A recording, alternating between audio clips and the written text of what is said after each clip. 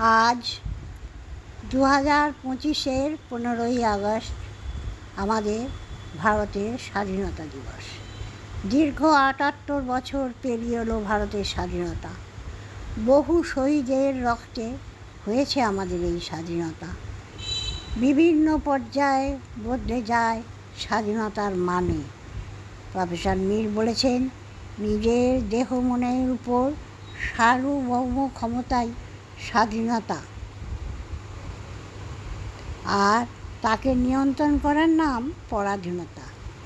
Marks বলেন, অর্থনৈতিক শোষণ বন্ধ হওয়া আর ব্যক্তির বিকাশের পরিসর তৈরি হওয়াই স্বাধীনতার লক্ষণ।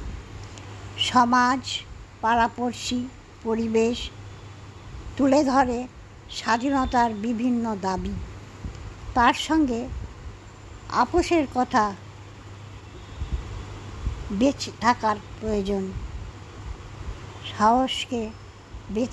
প্রয়োজনে সাহসকে সঙ্গী করে মেনে নিই তাদের শাসন। তখন মনে হয়, প্রশ্ন জাগে, আমরা কি সত্যিই আজ স্বাধীন?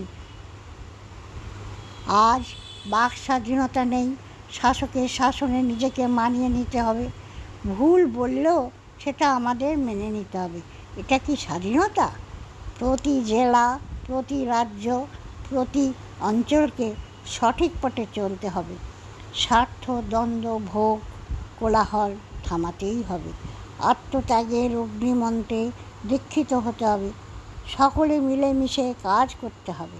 হিংসা নয়, শান্তিই হবে ভারতবর্ষের ধর্ম ও মন্ত্র। ভারতবর্ষের প্রতিটা মানুষের স্বার্থকে চরিতার্থ করতে হবে। তবে সকলের পাশে দাঁড়াতেও হবে। প্রধান লক্ষ্য হবে খাদ্য, বস্ত্র, বাসস্থান সকলের আছে কি না সেটা আমরা দেখতে হবে, এবং বলবো যে তখনই বলবো আমরা আজ স্বাধীন। ভারতের অন্তর্গত সমস্ত রাজ্যের আইন, নিয়ম শৃঙ্খলা এক হতে হবে। ভারত নামক নৌকাটিকে চালানোর মতো উপযুক্ত নৌচালকেরও প্রয়োজন। অন্য দেশ যাতে নাক গলাতে না পারে সেদিকে দৃষ্টি দিতে হবে। তবেই তো হবে প্রকৃত স্বাধীন আমাদের দেশ।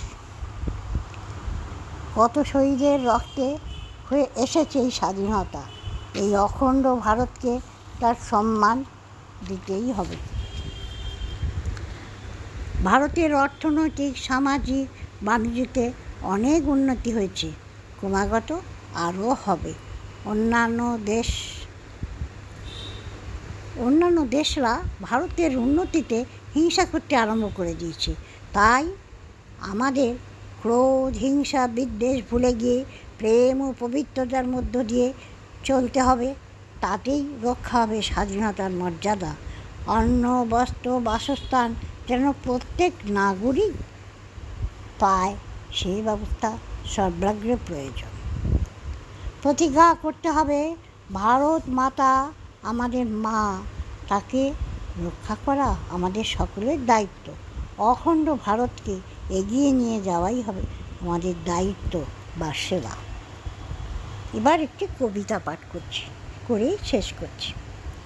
কত শহীদের রক্তে পেয়েছি আমাদের এই স্বাধীনতা, শহীদ তোমাদের ভুলবো না তোমাদের আত্মত্যাগের কথা। অখণ্ড ভারতের অনেক কষ্টের অর্জিত স্বাধীনতার রক্ষায় আমরা করব। ভারতবর্ষ সর্বক্ষেত্রে জগৎ সভায় শ্রেষ্ঠ আসন লবেই, সেটা সব দেশকে দেখাবই।